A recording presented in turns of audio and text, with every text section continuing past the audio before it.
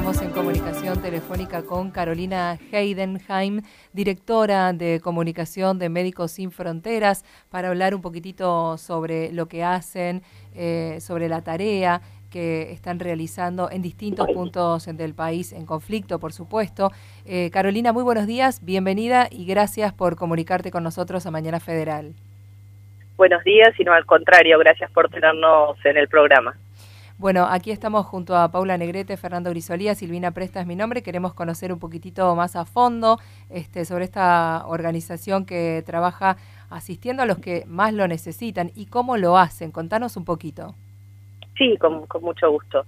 Bueno, Médicos Sin Fronteras es una organización humanitaria internacional que como su nombre lo indica, brinda atención médica de emergencia ante las grandes crisis que se dan en el mundo, ¿no? Como vos bien decías, ante conflictos armados, catástrofes naturales y epidemias principalmente, ¿no? Y lo hace así a través de personas, de profesionales, sanitarios y no sanitarios, que tienen esa vocación de ir y ayudar a otros en un momento puntual, que están pasando ese mal momento, e ir a ayudar para proporcionar ese conocimiento que tienen para aliviar el sufrimiento. Y por supuesto lo hacemos con total independencia y neutralidad, basado solamente en las necesidades que vemos y en atender a todos los pacientes sin ningún tipo de discriminación, por supuesto. Contanos cómo actúan en caso, el problema que hay ahora en estos momentos con Siria, los ataques. ¿Tuvieron alguna vez que levantar campamento, irse? ¿Cómo se sienten en ese caso? Sabiendo que dejan a las personas que ustedes ayudan, ¿no es cierto?, que necesitan de ustedes. Bueno, nosotros, para un poco contextualizar, primero en este momento estamos trabajando en más de 70 países con más de 400 proyectos de atención médico-humanitaria, lamentablemente, y cada proyecto y cada tipo de misión tiene sus particularidades y sus diferencias, ¿no? Por supuesto, es muy difícil generalizar. En el caso de Siria particularmente, nuestros equipos vienen trabajando ahí desde el comienzo de la guerra, desde el comienzo del conflicto hace ya 7 años, y progresivamente con mayores dificultades para trabajar. La realidad es, como nosotros decimos, las actividades que estamos haciendo en Siria son una pequeña gota en el océano y mucho menos de lo que en realidad como organización podríamos hacer. La realidad es que progresivamente hemos tenido mayores dificultades en el acceso, en algunas situaciones por dificultades de seguridad, porque no tenemos las garantías necesarias de los actores presentes en las distintas zonas para operar, para que nuestros equipos operen normalmente. En otros casos, digamos, porque no hemos logrado, por ejemplo, el gobierno de Damasco la autorización para operar. Entonces, bueno, Siria es un caso muy particular y donde tenemos proyectos al norte y al noreste del país, pero en muchas otras partes del país estamos trabajando, apoyando a redes de médicos locales, ¿no? Y en cuanto a tu pregunta sobre qué sucede cuando tenemos que evacuar, etcétera. A ver, primero, por supuesto, somos una organización que trabaja en crisis humanitarias, entonces estamos acostumbrados así a trabajar en situaciones que entrañan sí, cierto riesgo, pero al mismo tiempo es un riesgo sopesado, si así se quiere. No ponemos innecesariamente en riesgo a nuestros equipos. Siempre estamos evaluando las condiciones de seguridad y si consideramos que son demasiado altas y ponen en riesgo a nuestros trabajadores, que son nuestra principal fuente de trabajo, por supuesto ahí lamentablemente y tristemente tenemos que evaluar una evacuación, ¿no? Y eso para nosotros es la peor noticia de alguna manera, porque eso implica dejar a pacientes sin atención, ¿no? Claro. Carolina, referido a esto que estás contando, eso te quería preguntar. ¿Cómo hacen, rápidamente que nos cuentes, cómo hacen esa evaluación? El equipo que trabaja en el lugar, por ejemplo, Siria o cualquier otro de los lugares. Te nombramos Siria porque es un lugar que está, además de que ya, como vos decís, está hace años, ahora está nuevamente en conflicto y de repente su tarea se ve interrumpida por bombardeos, por ataques. Además de los médicos, ¿quiénes son los que evalúan la situación del lugar? Porque no creo que sean ellos los que llegan para brindar la atención y sepan, tengan o ellos tienen el conocimiento para informar de cómo es toda la situación. No, esa es una muy buena pregunta y a veces la gente piensa que nuestros equipos están formados solo por médicos, cuando la realidad es que nuestros equipos están formados por personal sanitario y no sanitario. Para llevar a cabo un proyecto sí necesitamos médicos, enfermeros, pero también logistas, personal financiero, de recursos humanos y gente que tiene esa experiencia para trabajar en misiones de este tipo, ¿no? Entonces, hay un equipo de coordinación y expertos con experiencia en la organización que se encargan justamente de evaluar constantemente la situación de seguridad, ¿no? Cada misión, cada proyecto tiene un coordinador y un equipo de coordinación que están constantemente analizando la situación en el terreno y cualquier cambio que se pueda dar, ¿no? Carolina, ¿qué tal? Buen día, te saluda Fernando y te quería hacer una consulta. Yo imagino a la gente que va a estos lugares como Siria y donde hay guerras y todo el tiempo, el factor de la familia, ¿no? Cuando le tienen que comunicar que van a trabajar a estos lugares, ¿no? ¿Cómo es esa situación tan complicada? Porque imagino que debe haber miedo de que le pase algo a alguien de las personas que van. ¿Cómo se maneja esa situación tan difícil? Bueno, para mí es difícil de contestar porque, esos son la situación que atraviesan nuestros colegas, pero la realidad es, yo no trabajo normalmente, si bien he tenido experiencias, no trabajo en el terreno, pero la realidad es que, como te decía al comienzo, Médicos Sin Fronteras toma la seguridad de sus equipos muy en serio. Hay protocolos establecidos de cómo actuar, que cada uno tiene que seguir a rajatabla, o sea, no podés desviarte de eso. Y por supuesto, tenemos una experiencia muy grande ya de más de 45 años trabajando en el terreno, con lo cual también tenemos todo eso relativamente medido y esas son cuestiones, que les dan la confianza a nuestros trabajadores y es esa confianza que transmiten a sus familias, ¿no? Que por lo general, por supuesto, en muchos casos hay temor, etcétera, pero también hay mucho orgullo y mucho interés. La verdad, tenemos las familias y padres y hermanos y parientes de nuestros equipos médicos y no médicos que constantemente se contactan con nosotros, que vienen a nuestros eventos, que nos ayudan a difundir el trabajo. Por ejemplo, justo te quería hacer la pregunta para hilarlo con lo siguiente. Recién hablabas de protocolo de seguridad. Si bien sabemos que suponemos nosotros que cuando hay guerras y este tipo de cosas no se pueden atacar a ciertos lugares, ¿cómo son los protocolos de seguridad? ¿Cómo los arman? ¿Qué nos puedes contar al respecto para brindar justamente seguridad en lugares tan peligrosos, ¿no? Con bombardeos permanentes?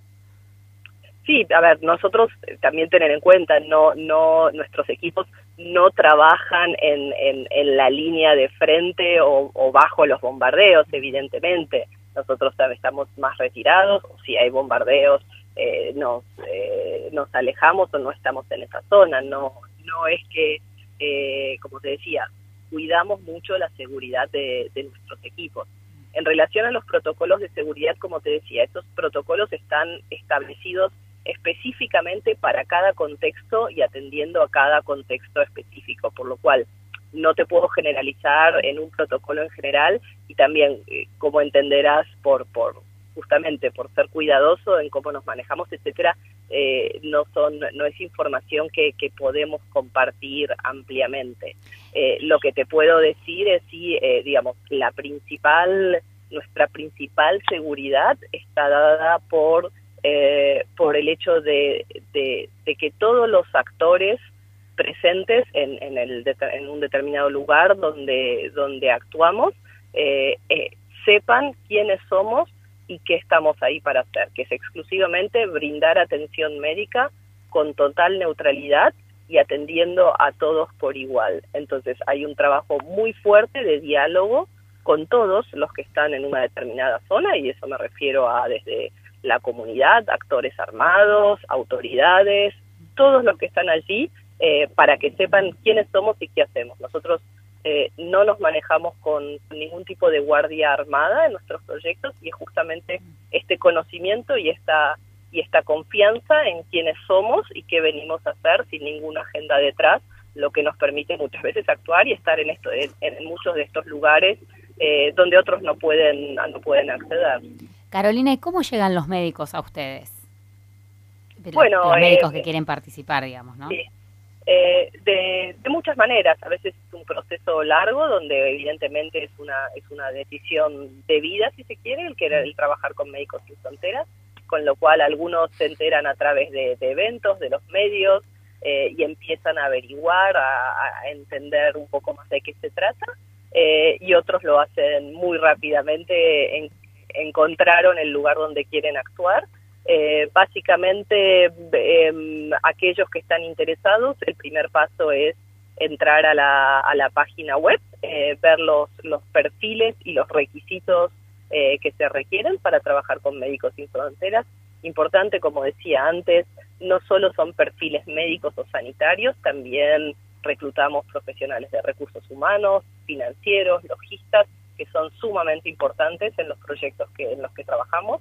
Realmente, digamos, necesitamos brindar un trabajo profesional y, por supuesto, gestionar todo lo que viene alrededor de la atención médica en sí. Entonces, reclutamos estos otros perfiles y evidentemente queremos, dentro de las dificultades de los contextos en los que trabajamos, brindar la mejor atención posible a nuestros pacientes, con lo cual sí hay requisitos bastante estrictos y un proceso de selección bastante estricto que se sigue a la hora de definir quién puede llegar a trabajar. Claro, eso te iba a preguntar, o sea, ustedes hacen una selección de alguna manera de los médicos, por supuesto de la calidad profesional, supongo, de esas personas, y después o cierta capacitación o de alguna manera tiene que haber algún apoyo antes de salir, digamos, porque no es lo mismo, o sea, ser médico en un hospital que ser médico en ese lugar.